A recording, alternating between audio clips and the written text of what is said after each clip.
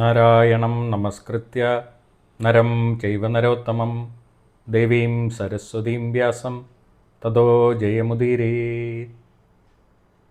മഹാഭാരതം കഥകളുടെ പുതിയൊരു വീഡിയോയിലേക്ക് ഏവർക്കും സ്വാഗതം. ഞാൻ റിജു രാമൻ. മഹാഭാരതത്തിലെ രണ്ടാമത്തെ അധ്യായമായിട്ടുള്ള സഭാപർവത്തിലെ ഉപാധ്യായമായിട്ടുള്ള ദ്യൂതപർവം എന്ന് പറയുന്ന ഭാഗത്തെ കഥകളാണ് നമ്മൾ കേട്ടുകൊണ്ടിരിക്കുന്നത്. മഹാഭാരതത്തിലെ തന്നെ ഏറ്റവും അധികം നാടകീയത നിറഞ്ഞതും ആ കഥയെ മുഴുവനും മുൻപോട്ട് നയിക്കുന്നതുമായിട്ടുള്ള വലിയൊരു ടേണിംഗ് പോയിൻ്റ് ആയിട്ടുള്ള ഒരു കഥാഭാഗമാണിത്. എല്ലാവർക്കും വളരെ നല്ലതുപോലെ അറിയാവുന്ന ഭാഗങ്ങളാണിതൊക്കെ. എന്നാലും നമ്മൾ പല കാര്യങ്ങളും മഹാഭാരതം ഞാൻ നേരത്തെ പണ്ട് വായിച്ചിട്ടുള്ള ഇതിൽ നിന്നൊക്കെ കുറച്ചൊക്കെ ഒരു വ്യത്യാസം ഇവിടെ എനിക്ക് ഫീൽ ചെയ്തിട്ടുണ്ട്, അല്ലെങ്കിൽ കുറച്ച് കാര്യങ്ങൾക്ക് വ്യത്യാസമായിട്ട് എനിക്ക് അനുഭവപ്പെട്ടിട്ടുണ്ട്. നിങ്ങൾക്കൊക്കെ അങ്ങനെ എന്തെങ്കിലും വ്യത്യാസമായിട്ട് ഇന്നത്തെ വീഡിയോ കേട്ടതിന് ശേഷം തോന്നിയിട്ടുണ്ടെങ്കിൽ അത് ഒന്ന് കമൻറ്റ് ചെയ്യണം. അപ്പം കഴിഞ്ഞ ഒരു വീഡിയോയിൽ നമ്മൾ കണ്ടത് പാഞ്ചാലിയെ ദുശാസനൻ ദുര്യോധനൻ്റെ നിർദ്ദേശപ്രകാരം പോയിട്ട് നിർബന്ധിച്ച് സഭയിലേക്ക് കൊണ്ടുവരികയാണ് ചെയ്തത്. അപ്പോൾ അതിന് മുമ്പ് പാഞ്ചാലി പറഞ്ഞിരുന്നു ഇത് ചെയ്യുന്നത് അതിൻ്റെ ധർമാധർമ്മങ്ങളെക്കുറിച്ചിട്ടുള്ള ഒരു ചിന്ത. അതായത് യുധിഷ്ഠിരൻ സ്വയം അടിമയായതിനു ശേഷമാണ് പാഞ്ചാലിയെ വീണ്ടും പണയം വെച്ചത്. അങ്ങനെ അടിമയായിട്ടുള്ള ഒരാൾ എങ്ങനെയാണ് സ്വതന്ത്രമായിട്ടുള്ള ഒരാളെ പണയം വെക്കാൻ വേണ്ടിയിട്ട് സാധിക്കുന്നത്? അപ്പോൾ അതിന് ഉത്തരം പറയണം എന്നും പറഞ്ഞുകൊണ്ട് ആദ്യം വന്ന ദൂതനെ പറഞ്ഞു വിട്ടിരുന്നു. പക്ഷേ ദുര്യോധനൻ പറഞ്ഞു അത് അവൾ ഇവിടെ വന്ന് ചോദിക്കട്ടെ എന്ന് പറഞ്ഞിട്ട് നിർബന്ധിച്ച് കൊണ്ടുവരാൻ വേണ്ടിയിട്ട് ദുശാസനെ പറഞ്ഞിവിടെയാണ് ഉണ്ടായത്. അപ്പോൾ ദുശാസനൻ ചെന്നിട്ട് ബലമായിട്ട് അവളുടെ മുടിക്കുത്തിൽ പിടിച്ചു കൊണ്ടുവന്നു. ആ സമയത്ത് തീണ്ടാരിയായിട്ടിരുന്ന അവൾ വളരെ ദയനീയമായിട്ട് ദുശാസനോട് പറഞ്ഞിട്ടുണ്ടായിരുന്നു, ഇനിയിപ്പോൾ കൊണ്ടുപോയില്ല, ഞാൻ തീണ്ടാരിയാണ്, ഒറ്റ വസ്ത്രം മാത്രമേ ധരിച്ചിട്ടുള്ളൂ എന്ന്. പക്ഷേ ആ സമയം മുതൽ ദുശാസനെ അവളെ ആക്ഷേപിച്ചുകൊണ്ട് ആണ് വന്നുകൊണ്ടിരുന്നത്. അവളെ എങ്ങനെയൊക്കെ അപമാനിക്കാമോ ആ രീതിയിലൊക്കെ അപമാനിച്ച് മുടിക്കുത്തിൽ പിടിച്ച് വലിച്ചിഴച്ചുകൊണ്ടാണ് അവളെ സഭയിലേക്ക് കൊണ്ടുവന്നത്. അപ്പോൾ സഭയിൽ വന്നു വെച്ചപ്പം അവിടെയുള്ള കുരുശ്രേഷ്ഠന്മാരെല്ലാം ഈ ഒരു ദാരുണമായിട്ടുള്ള കാഴ്ച കണ്ടിട്ട് എല്ലാവരും മിണ്ടാതിരിക്കുകയാണ്. അപ്പം പാഞ്ചാലി അതിഭയങ്കരമായിട്ടുള്ള അപമാനം കൊണ്ടും സങ്കടം കൊണ്ടും ഒക്കെ അവൾ തൻ്റെ ഭർത്താക്കന്മാരെല്ലാവരും അവിടെ നിസ്സഹായരായിട്ട് നിൽക്കുന്നതും കാണുന്നുണ്ട്. പക്ഷേ തൻ്റെ ഭർത്താവിനെ അവൾ ഒരിക്കലും കുറ്റപ്പെടുത്താൻ വേണ്ടിയിട്ട് തയ്യാറായിട്ടില്ല. ധർമ്മപുത്രരെ ഒരിക്കലും ധർമ്മം വിട്ട ഒരു കാര്യവും ചെയ്യില്ല എന്നുള്ള കാര്യം അവൾക്ക് ഉറപ്പുണ്ട് എന്ന് പറഞ്ഞുകൊണ്ടാണ് അവൾ പിന്നെ സംസാരിക്കുന്നത്. അങ്ങനെ അവിടെ ഇരിക്കുന്നവരോട് ചോദിച്ചു, ഈ കാണിക്കുന്നത് ധർമ്മമാണോ? പണയം വെച്ച ഒരാൾക്ക് എന്നെ വീണ്ടും പണയം വെക്കാൻ വേണ്ടി പറ്റുമോ എന്നുള്ള കാര്യം ചോദിച്ചു. അപ്പോൾ അതിന് ഭീഷ്മർ പക്ഷേ പാഞ്ചാലിക്ക് അനുകൂലമായിട്ടുള്ള ഒരു മറുപടി അല്ല പറഞ്ഞത്. അപ്പം ഭീഷ്മരെ പോലെയുള്ള ഒരാൾ അങ്ങനെ പറയുന്നത് കേട്ട് കഴിഞ്ഞപ്പോൾ ശരിക്കും പറയുകയാണെങ്കിൽ പാഞ്ചാലി അതിഭയങ്കരമായിട്ടുള്ള ഒരു വിഷമസന്ധിയിൽ ആയി. അങ്ങനെ അവിടം വരെയാണ് നമ്മൾ കഴിഞ്ഞ ഒരു വീഡിയോയിൽ നമ്മൾ കണ്ടത്. അപ്പം ദ്രൗപദി വീണ്ടും തുടരുകയാണ്. ഈ കള്ളച്ചൂതിൽ പ്രാഗൽഭ്യമുള്ള ഈ വഞ്ചകർ കളയറിയാത്ത രാജാവിനെ ഇങ്ങോട്ടേക്ക് വിളിച്ചു വരുത്തിയിട്ടാണ് രാജാവ് കളിപ്പിച്ചത്. സ്വന്തം ഇഷ്ടപ്രകാരമല്ല രാജാവ് ഇവിടെ വന്നത്. ചതിച്ച് തോൽപ്പിച്ചു കഴിഞ്ഞാൽ അതെങ്ങനെയാണ് പരാജയമാകുന്നത്? രാജാവ് ചൂതുകളിയിൽ തോറ്റ് അടിമയായിട്ടുണ്ട്. അപ്പം അടിമയായിക്കഴിഞ്ഞ ഒരാൾക്ക് എങ്ങനെയാണ് സ്വതന്ത്രയായിട്ടുള്ള വേറൊരാളെ പണയം വെക്കാൻ വേണ്ടിയിട്ട് സാധിക്കുന്നത്? അഥവാ ഞാൻ അങ്ങ് പറഞ്ഞല്ലോ, ഭീഷ്മർ പറഞ്ഞിട്ടുണ്ടായിരുന്നു, ഭർത്താവ് പണയവസ്തു ആകുമ്പോഴേ സ്വാഭാവികമായിട്ടും ഭാര്യയും പണയവസ്തുവാകുന്നു. അങ്ങനെയാണെങ്കിൽ പിന്നെ എന്തിനാണ് എന്നെ വീണ്ടും പണയം വെച്ച് കളിച്ചത്? അതിൻ്റെ പുറകിലെ ധർമ്മം എന്താണ്? അത് ഇവിടെ ഇരിക്കുന്നവർ പറയണം, ഇവിടെ ഇരിക്കുന്ന ഗുരുശ്രേഷ്ഠന്മാരെല്ലാവരും പറയണം എന്നും പറഞ്ഞുകൊണ്ട് പാഞ്ചാലി അവരോടെല്ലാവരോടും ഈ ചോദ്യങ്ങൾ ചോദിച്ചു. പക്ഷേ അവിടെ കുരുശ്രേഷ്ഠന്മാരും മക്കളും മരുമക്കളും ഒക്കെ ഇവിടെ ഇരിപ്പുണ്ടല്ലോ, അവരെല്ലാവരും ഇത് കണ്ടുകൊണ്ടിരിക്കുന്നുണ്ടല്ലോ, നിങ്ങളെല്ലാവരും ഇതിന് ഒരു മറുപടി പറയണം എന്ന് പറഞ്ഞു. പക്ഷേ എല്ലാവരും തലയും കുനിച്ചിരിക്കുക മാത്രമേ ഇതുള്ളൂ, ആരും പ്രതികരിക്കാൻ വേണ്ടിയിട്ട് തയ്യാറായിട്ടില്ല. അപ്പം ഇതൊന്നും കേട്ടിട്ട് ദുശാസനൻ അവളെ വിടാൻ വേണ്ടിയിട്ട് തയ്യാറായില്ല. അവളുടെ മുടിക്ക് കുത്തിപ്പിടിച്ച് വലിച്ചുകൊണ്ട് വീണ്ടും ദുശാസനൻ അവളെ വലിച്ചഴിച്ചുകൊണ്ടിരുന്നു. അപ്പം തീണ്ടാരിയായിട്ടുള്ള അവളെ ഒറ്റവസ്ത്രം ധരിച്ച് ഉപമാനിയായിട്ട് വിലപിച്ചുകൊണ്ട് തൻ്റെ ഭർത്താക്കന്മാരുടെ മുഖത്തോട്ട് വളരെ ദയനീയമായിട്ട് നോക്കിയെന്നാണ്. ഈ സമയം അപമാനവും കോപവും കൊണ്ട് പാണ്ഡവരെല്ലാവരും വല്ലാത്തൊരവസ്ഥയിലിരിക്കുകയായിരുന്നു. ആ സമയത്ത് ഭീമന് ദേഷ്യം സഹിക്കാൻ പറ്റിയില്ല. ഭീമൻ അവിടെ നിന്നുകൊണ്ട് പറയാൻ തുടങ്ങി, ധാരാളം ഈ അധർമ്മമായിട്ടുള്ള രീതിയിൽ ചൂതുകളി നടക്കുന്ന ഒരുപാട് ആൾക്കാരെ കണ്ടിട്ടുണ്ട്. പക്ഷേ അവരാരും ഇതുപോലത്തെ മോശമായിട്ടുള്ളൊരു കർമ്മം ചെയ്യുന്നു ഞാൻ വിചാരിക്കുന്നില്ല. പതിവ്രതയായിട്ടുള്ള ഭാര്യയാണ് നമ്മളുടെ ജ്യേഷ്ഠനായിട്ടുള്ള ആ ചൂതുകളിക്കാരൻ. ധർമ്മപുത്രരെ വളരെ ദേഷ്യം കൊണ്ട് അദ്ദേഹത്തിന് സഹിക്കുന്നില്ല. ചൂതുകളിക്കാരനാണ് വിളിച്ചത്. ചൂതുകളിക്കാരൻ പണയം വെച്ചത്. ഇതെനിക്ക് സഹിക്കാവുന്നതിൽ അപ്പോഴും ഒരു കാര്യമാണ്. സഹദേവ, നീ പോയി ഒരു പന്തം എടുത്തുകൊണ്ട് പോകാം, ഞാൻ ഇയാളുടെ കൈ രണ്ടും കത്തിച്ച് കളയട്ടെ എന്ന് പറഞ്ഞു. യുധിഷ്ഠിരനോടായി ഭീമൻ്റെ ദേഷ്യം. അപ്പോൾ ഇത് കണ്ടിട്ട് അർജുനൻ ഭീമനെ ആശ്വസിപ്പിക്കാൻ തുടങ്ങി. ഭവാൻ എന്താണ് ഇങ്ങനെയൊക്കെ പെരുമാറുന്നത്? ഇതുവരെ ഇങ്ങനെയൊന്നും സംസാരിക്കുന്നത് ഞാൻ കേട്ടിട്ടേ ഇല്ലല്ലോ. നമ്മൾ ജ്യേഷ്ഠൻ ധർമ്മമനുസരിച്ച് മാത്രമേ കാര്യങ്ങൾ ചെയ്തിട്ടുള്ളൂ. അവരെ വെല്ലുവിളിച്ചതുകൊണ്ട് മാത്രമാണ് ജ്യേഷ്ഠൻ ഇവിടെ കളിക്കാൻ വേണ്ടിയിട്ട് വന്നത്. അവരുടെ വെല്ലുവിളി അനുസരിച്ചാണ് അവളെ പണയം വെച്ചതും. ഇവിടെ അധർമ്മമൊന്നും നടന്നിട്ടില്ല. അങ്ങ് അധർമ്മം വിട്ട് പ്രവർത്തിക്കരുത് ദയവ് ചെയ്ത്. ശത്രുക്കൾ അങ്ങ് എങ്ങനെയാണോ പെരുമാറണമെന്ന് വിചാരിക്കുന്നത് ഇപ്പോൾ അതേ രീതിയിലാണ് അങ്ങ് പെരുമാറിക്കൊണ്ടിരിക്കുന്നതെന്ന് പറഞ്ഞു. പാണ്ഡവരുടെ ഹൃദയത്തിൽ ഛിദ്രമുണ്ടാവണം, ഇതായിരുന്നു ഇവരുടെ വേറൊരു ഉദ്ദേശം. അപ്പം ഈ ആശ്വാസവാക്കുകൾ കേട്ട് കഴിഞ്ഞപ്പോൾ ഭീമൻ വീണ്ടും ആ ബോധത്തിലേക്ക് തിരിച്ചു വന്നു. എന്നിട്ട് പറഞ്ഞു, അർജുന, നീ പറഞ്ഞത് ശരിയാണ്. എന്നെ ദേഷ്യം കാരണം ഞാനിപ്പോൾ ജ്യേഷ്ഠൻ്റെ കൈകൾ ഞാനിപ്പം കത്തിച്ച് കളഞ്ഞേന്ന് പറഞ്ഞു. അങ്ങനെ സഭാവാസികളൊക്കെ അവിടെ ഇരുന്നിങ്ങനെ പലരും ആ വളരെ ദേഷ്യത്തിലൊക്കെ പരസ്പരം അങ്ങോട്ടും ഇങ്ങോട്ടും സംസാരിക്കാൻ തുടങ്ങി, കാണിക്കുന്ന അധർമ്മമാണെന്ന്. പക്ഷേ ഒരാൾ പോലും എഴുന്നേറ്റ് നിന്ന് പാഞ്ചാലിയുടെ ആ ചോദ്യത്തിന് ഉത്തരം പറയാൻ വേണ്ടിയിട്ട് തയ്യാറായില്ല.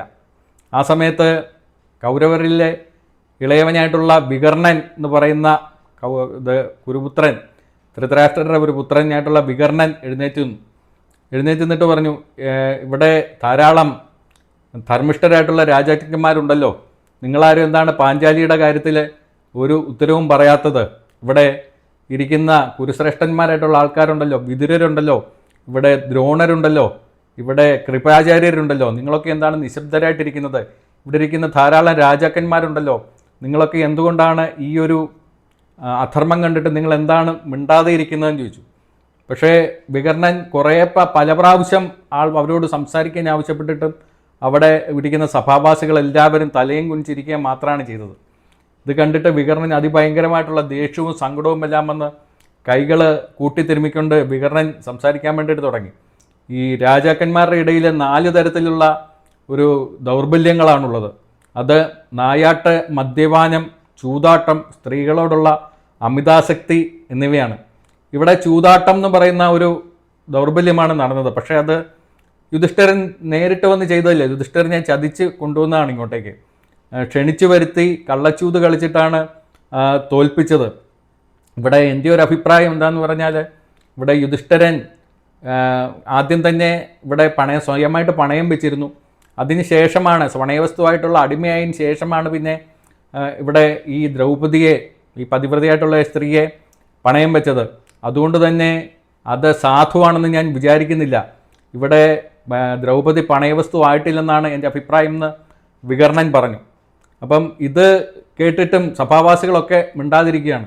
ആ സമയത്ത് കർണൻ ചാടി എഴുന്നേറ്റിട്ട് പറഞ്ഞു, വികർണൻ്റെ ആ കാര്യങ്ങളെയൊക്കെ നിഷേധിക്കാൻ വേണ്ടിയിട്ട് തുടങ്ങി. അപ്പം വികർണൻ ഇത് സംസാരിച്ച് കഴിഞ്ഞപ്പോൾ സഭയിൽ ഭയങ്കരമായിട്ടുള്ള കരഘോഷം ഉയർന്നു എന്നാണ്. എല്ലാവരും ദുശാസനൻ്റെയും ദുര്യോധൻ്റെയൊക്കെ ദുഷ്ടപ്രവർത്തികൾ കണ്ടിട്ട്, ചതിപ്രയോഗങ്ങളും കണ്ടിട്ട് ഗതികെട്ടിരിക്കുകയാണ്. പക്ഷേ ആർക്കും നേരിട്ട് സംസാരിക്കാൻ വേണ്ടിയിട്ടുള്ള ധൈര്യം ഉണ്ടായില്ല, ദുര്യോധനെ എതിർക്കാൻ വേണ്ടിയിട്ടുള്ള. പക്ഷേ ഈ ഒരു അഭിപ്രായ പ്രകടനം ഉണ്ടായിക്കഴിഞ്ഞപ്പോൾ സഭാവാസികളെല്ലാം വികർണന് വേണ്ടിയിട്ട് ഭയങ്കരമായിട്ട് കൈകളടിച്ച് കരഘോഷം മുഴക്കി. അവരെല്ലാവരും ദുശാസനെയും ദുര്യോധനെയും ധൃതരാഷ്ട്രരെയൊക്കെ കുറ്റം പറയാനും തുടങ്ങിയെന്നാണ്. അപ്പോൾ ആ സമയത്താണ് കർണൻ എഴുന്നേറ്റത്. എന്നിട്ട് പറഞ്ഞു, അപ്പോൾ കർണൻ പറഞ്ഞു, ഈ ഇരിക്കുന്ന കുരുശ്രേഷ്ഠന്മാരൊക്കെ ഈ ഒരു കാര്യം സമ്മതിച്ചു കൊടുത്തതാണല്ലോ, അവരൊക്കെ ചോദ്യത്തിന് ഉത്തരം പറഞ്ഞിട്ടില്ല. കാരണം അവർക്കെല്ലാം മനസ്സിലായിട്ടുണ്ട് ഈ പാഞ്ചാലി പൂർണ്ണമായിട്ടും ഈ കൗരവരുടെ അടിമയായി എന്നുള്ള കാര്യം അവർക്കെല്ലാവർക്കും മനസ്സിലായിട്ടുണ്ട്. അതാണ് അവർ മിണ്ടാതിരിക്കുന്നത്. അവർക്കൊന്നും കുഴപ്പമില്ലെങ്കിൽ വികർണ, നിനക്ക് എന്താണ് പ്രശ്നം? ഇവിടെ ബാലനായിട്ടുള്ള നീ വൃദ്ധനെ പോലെയാണല്ലോ നീ ഇപ്പോൾ സംസാരിക്കുന്നത്. പിന്നെ ഈ പാഞ്ചാലിയെ ഇങ്ങോട്ടേക്ക് വലിച്ചുകൊണ്ട് വന്നതിൽ എനിക്ക് യാതൊരു വിധത്തിലുള്ള പ്രശ്നമുണ്ടെന്ന് തോന്നുന്നില്ല.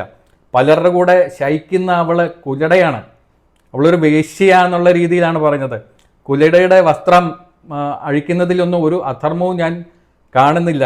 അവൾ വസ്ത്രം ധരിച്ചാലും ഇല്ലെങ്കിലും എന്താണ് കുഴപ്പം എന്നാണ് കർണൻ അഭിപ്രായ പ്രകടനം നടത്തിയത്. അങ്ങനെ വീണ്ടും പറയാൻ വേണ്ടി തുടങ്ങി. ദുശാസന, ഈ വികർണൻ മഹാവിഡ്ഢിയാണ്, നീ അവൻ പറയുന്നൊന്നും കേൾക്കണ്ട, നീ ഇവരുടെ വസ്ത്രങ്ങളെല്ലാം അഴിച്ചു മാറ്റി, ഈ അടിമകളാണ്, അവർ നമ്മളുടെ അടിമകളായെന്നുള്ള കാര്യം എല്ലാവരും തെളിയിക്കട്ടെ, എല്ലാവരും മുമ്പിൽ നീ തെളിയിക്കാൻ പറഞ്ഞു. അതിന് വേണ്ടിയിട്ട് അവരുടെ വസ്ത്രങ്ങളെല്ലാം അഴിച്ചു വാങ്ങിക്കാൻ വേണ്ടിയിട്ട് പറഞ്ഞു. അപ്പോൾ ഇത് കേട്ട ഉടനെ പാണ്ഡവരെല്ലാം അവരുടെ മേൽവസ്ത്രമായിട്ടുള്ള ഉത്തരീയം അഴിച്ച് അത് തറയിൽ വെച്ചിട്ട് അവരെല്ലാവരും ആ മേൽവസ്ത്രമില്ലാതെ ആ സഭയുടെ നടുത്തളത്തിലെ വെറും തറയിൽ വന്നിരുന്നു എന്നാണ്. പാഞ്ചാലിയുടെ വസ്ത്രം അഴിക്കാനത് കണ്ടിട്ട് ദുശാസനൻ പൂർവാധിക ശക്തിയോട് കൂടിയിട്ട് ആ വസ്ത്രം പിടിച്ച് വലിച്ചഴിച്ച് അവളെ നഗ്നയാക്കാൻ വേണ്ടിയിട്ട് ശ്രമിക്കാൻ വേണ്ടിയിട്ട് തുടങ്ങി. അപ്പം എല്ലാ ആശ്രയം മറ്റുമൊക്കെ ആരും തന്നെ രക്ഷിക്കാനില്ലെന്നുള്ള സത്യം ദ്രൗപദിക്ക് പൂർണ്ണമായിട്ടും ബോധ്യമായി.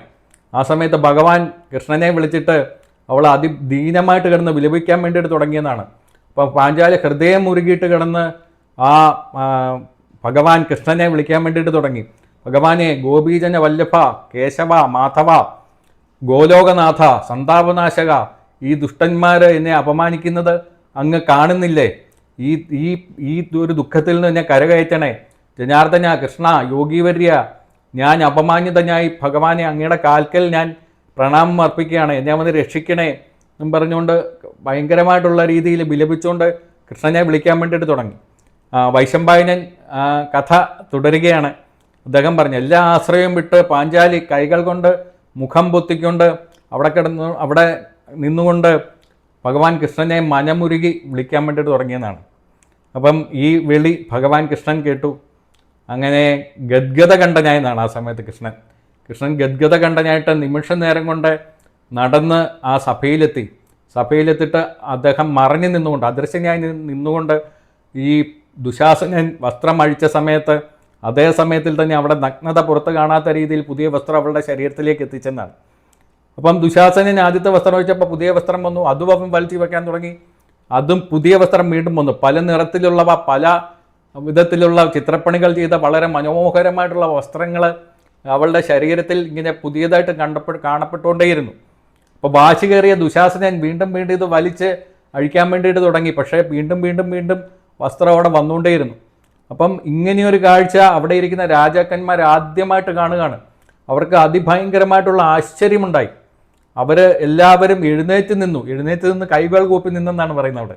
അതിനുശേഷം അവരെല്ലാവരും പാഞ്ചാലിക്ക് വേണ്ടിയിട്ട് കരഘോഷം മുഴക്കാൻ വേണ്ടിയിട്ട് തുടങ്ങി. ആ സമയത്ത് വൈശമ്പായനൻ പറയുന്നത് ധർമ്മം വന്നിട്ട് പാഞ്ചാലിയെ രക്ഷിച്ചെന്നാണ്. അങ്ങനെ ഈ വലിച്ചു കൂട്ടിക്കൊണ്ടിരിക്കുന്ന വീണ്ടും ദുശാസനൻ ആ വസ്ത്രം വലിച്ചു കൂട്ടിക്കൊണ്ടിരുന്നു. ആ വസ്ത്രം മല പോലെ അവിടെ ഉയരാൻ വേണ്ടിയിട്ട് തുടങ്ങി. വീണ്ടും വലിച്ചുകൊണ്ടിരിക്കുകയാണ്. അപ്പോൾ ഇത് കണ്ടിട്ട് പാണ്ഡവർക്ക് ദേഷ്യം സഹിക്കാൻ വയ്യാത്ത അവസ്ഥയെത്തി. ഭീമന് തൻ്റെ ദേഷ്യം നിയന്ത്രണത്തിൻ്റെയൊക്കെ അപ്പുറത്തായി. ഭീമൻ അതിഭയങ്കരമായിട്ടുള്ള ഒരു ശബ്ദം അവിടെ എടുത്തു. ഭീമൻ എഴുന്നേറ്റ് നിന്ന് വലിയ മേഘഗർജനം പോലെയുള്ള ശബ്ദത്തിൽ പറഞ്ഞു, ഇവിടെ ഇരിക്കുന്ന ക്ഷത്രിയരെല്ലാവരും ശ്രദ്ധിച്ചോളൂ, ഇതുപോലെയുള്ള ഒരു ശബ്ദം ഇതുവരെ ആരും എടുത്തിട്ടുണ്ടാവില്ല, ഇനിയും ആരും എടുക്കാൻ വേണ്ടിയിട്ട് പോകുന്നുമില്ല. ഈ നിൽക്കുന്ന നരാധമനെ, ഈ പാപിയായിട്ടുള്ള ഈ ദുശാസനനെ യുദ്ധത്തിൻ്റെ സമയത്ത് ഞാൻ കൊന്നിട്ട് ഇവൻ്റെ മാറ് പിളർന്നിട്ട് ആ രക്തം ഞാൻ കുടിക്കും. അങ്ങനെ എനിക്ക് ചെയ്യാൻ പറ്റിയില്ലെങ്കിൽ എൻ്റെ പിതാമഹന്മാരിൽ നിന്നുമുള്ള എൻ്റെ